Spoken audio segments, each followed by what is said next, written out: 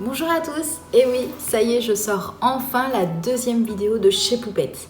Je suis vraiment désolée pour le retard que j'ai pris, mais entre le boulot, les vacances, la reprise, j'ai vraiment pas eu une minute à moi, surtout qu'il fait beau, alors c'est vrai que j'ai beaucoup profité de dehors avec Poupette.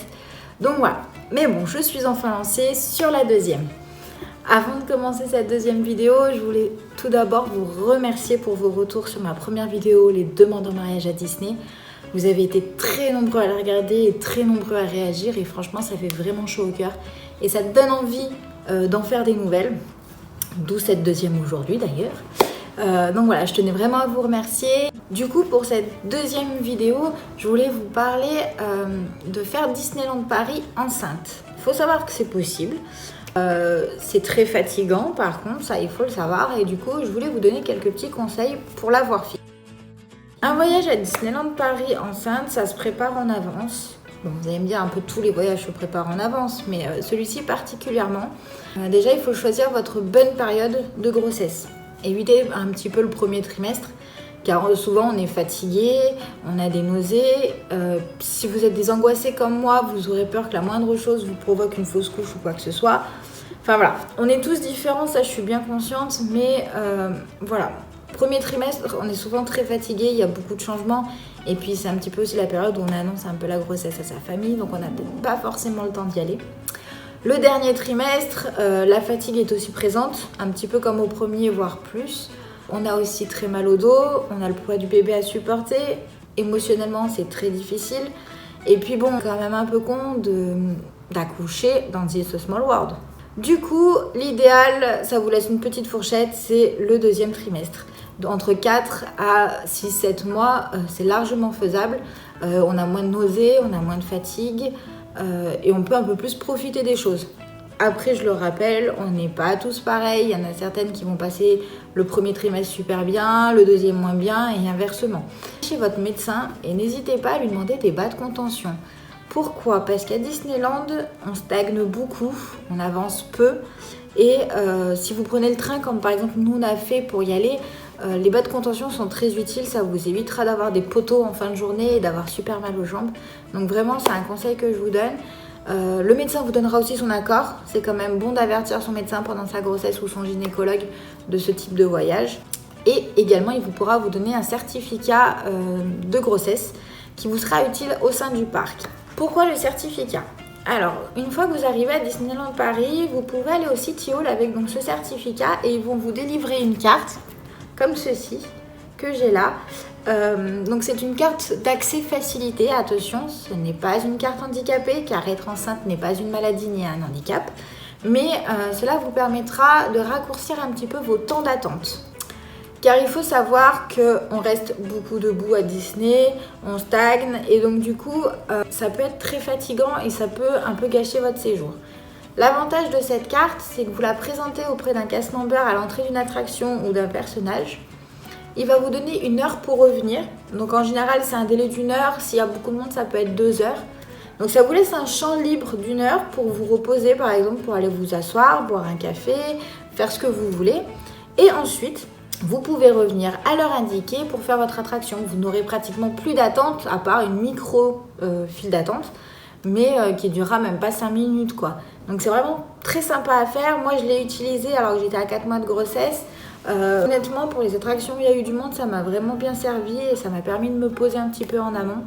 Donc vraiment, je vous le conseille. Il n'y a pas de honte, hein, c'est vraiment, vous avez le droit. Ce n'est pas une carte handicapée. Hein. Une personne handicapée passera avant vous, ça c'est sûr.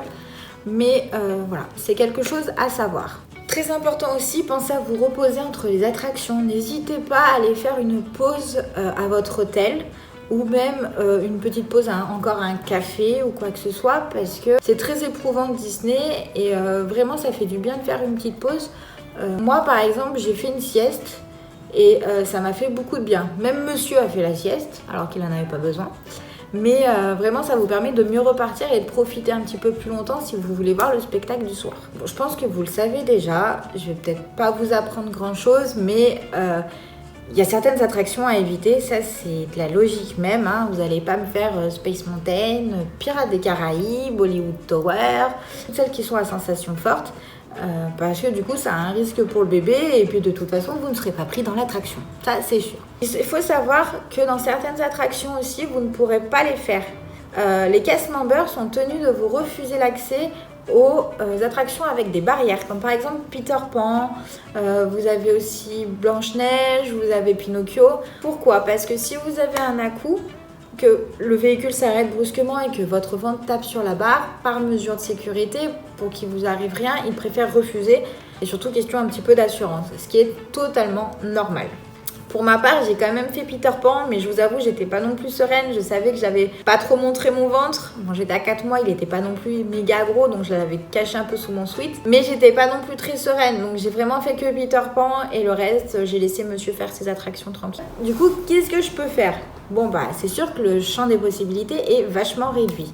Mais ça n'empêche pas que vous pouvez en profiter.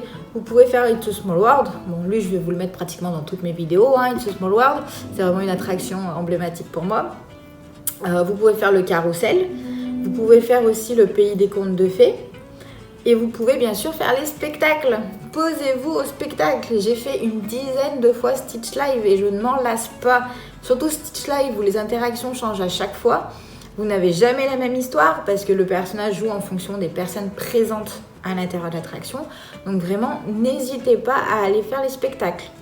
Si je peux vous donner un autre conseil aussi, et si votre budget vous le permet, n'hésitez pas à aller dans les restaurants du type le Blue Lagoon, chez Rémi. C'est des services un petit peu plus longs, ça c'est sûr que vous ne mangez pas sur le pouce, comptez à peu près 1 heure de repas, mais vraiment quand vous êtes enceinte, ça vous fait vraiment votre petite pause. Il y a un petit peu moins de bruit que quand vous êtes par exemple au niveau du restaurant de la Belle au Clochard, je n'ai plus le nom, mais celui qui est à Fantasyland, je vais vous mettre la photo pour que vous voyez.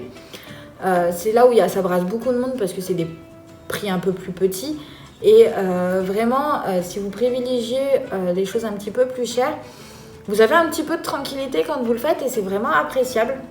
Vous êtes bien assis en plus, donc n'hésitez pas. Personnellement, on y allait pendant la période d'Halloween, donc forcément, j'avais aussi la parade Halloween qui était là. Et bien sûr, pour moi, ce qui était le plus magique pour Disneyland, c'est de faire des photos avec les personnages. Profitez, il y aura peut-être pas trop de monde en plus, surtout si vous prenez les rendez-vous. Donc faites vos petites photos avec les personnages devant le château, enfin vraiment chillez au maximum. Enfin voilà, c'est pas énorme en quantité, mais vous avez de quoi faire. Vous avez aussi Buzz, où vous avez juste à tirer. En plus, ça vous défoule, c'est nickel. Donc moi, je l'ai fait, j'étais à 4 mois de grossesse. On l'a fait pendant la saison d'Halloween, donc au mois d'octobre. Donc il faisait pas trop froid, on avait même eu grand soleil. On l'a fait en semaine, parce qu'on pouvait se le permettre, donc on l'a fait en semaine. Je vais vous mettre un petit peu des photos par-ci par-là. Alors je peux vous dire que Disney enceinte, déjà qu'on est chouchouté en temps normal, mais alors là c'est multiplié par 3 au moins, minimum. Comme les hormones. Avec monsieur, on avait conscience quand on est parti qu'on ferait pas tout, et vu qu'on était des habitués de Disneyland Paris, ça nous a pas gênés. On s'est dit qu'on allait plus profiter de l'hôtel, des personnages, du décor, des spectacles, et qu'on allait vraiment plus se poser et faire de belles photos de grossesse pour avoir de magnifiques souvenirs. Ce que je peux vous dire en tout cas de ce voyage, c'est que j'en ai versé des larmes, mais alors pas qu'une, hein. Je suis allée faire des photos avec Mickey, donc du coup je suis allée au Meet Mickey et c'était vraiment trop mignon. Alors je sais pas si c'était les hormones qui ont fait que ça a été encore plus submergent que d'habitude, mais j'y suis allée à Disney avec un t-shirt je ne peux pas, je suis enceinte, comme vous pouvez le voir sur les photos. Et du coup j'ai montré à Mickey mon t-shirt et il était tout content, il était tout foufou et tout ça, et déjà c'était trop bien. Et ensuite même les cast members m'ont félicité. Et ensuite, j'ai dit à Mickey comme quoi j'attendais une petite fille, une petite Minnie, je lui ai dit. Et du coup, il est allé chercher dans son décor un petit nœud de papillon qu'il a placé sur mon ventre, comme vous pouvez le voir sur la photo. Alors après la photo avec Mickey, on est allé voir Minnie, donc plutôt du côté du studio. Elle était dans sa jolie tenue parisienne. Et là, je crois que j'ai versé toutes mes larmes. Monsieur s'est foutu de ma gueule, même en étant en face de moi. Quand on faisait les photos, il s'est moqué. Il a dit au cast member, elle va pleurer, elle va pleurer. Minnie, elle a vu mon t-shirt tout de suite et elle m'a sauté dessus. Elle était vraiment trop contente. Elle sautillait et tout, elle m'a fait des gros câlins. Je lui ai dit que j'avais fait une photo avec Mickey, et que j'attendais une petite Minnie aussi, et elle arrêtait pas de toucher le ventre comme si elle lui parlait. Elle mettait son doigt dessus et tout. Enfin vraiment, j'en ai chialé. Et du coup, j'ai réussi à faire les photos sans avoir trop les yeux mouillés. Et une fois qu'on est sorti de là-bas, j'ai pleuré comme pas possible. Alors, je sais pas si c'était vraiment la fatigue, les émotions et tout ça, mais le cumul de tout, c'était vraiment magique. Et même monsieur, il s'est retenu 2-3 fois quand même de verser sa petite larme, tellement que c'était trop chaud. L'avantage aussi de faire Disney enceinte, et nous c'est ce qu'on a profité, c'est de faire les boutiques. Il y a plein de choses que vous ne trouvez pas sur le shop Disney, que vous ne trouvez pas dans vos magasins, qui sont typiquement Disney. Et vraiment, nous on a fait beaucoup d'achats pour la petite, notamment les pampans. Donc là je peux pas vous le montrer parce que Wendy fait la sieste avec, donc elle le lâche pas du tout. Je vais vous mettre une petite photo.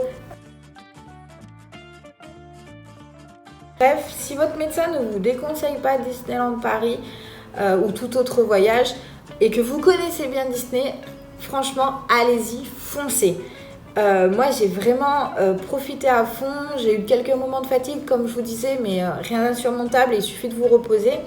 Comme on connaissait le parc, on a vraiment profité des autres choses. Après, si vous ne connaissez pas le parc ou que vous y êtes allé qu'une seule fois, ou encore si vous accompagnez votre premier enfant et que vous attendez votre deuxième, je vous le déconseille un petit peu plus. Pourquoi ? Parce que votre enfant va être un peu déçu de ne pas pouvoir faire certaines attractions avec maman. Et si vous n'êtes pas habitué à Disney, vous risquez d'être déçu parce que du coup, vous n'allez pas pouvoir tout faire. Et puis, vous allez bloquer indirectement votre conjoint parce qu'il ne va pas trop oser vous laisser sur le côté, je pense. Donc, c'est un peu dommage. Voilà, j'espère que cette nouvelle vidéo vous aura plu.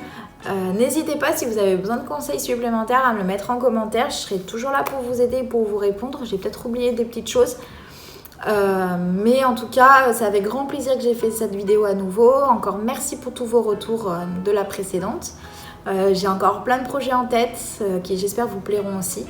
Donc voilà, je vous fais de gros bisous et on se dit à bientôt. Ciao, ciao!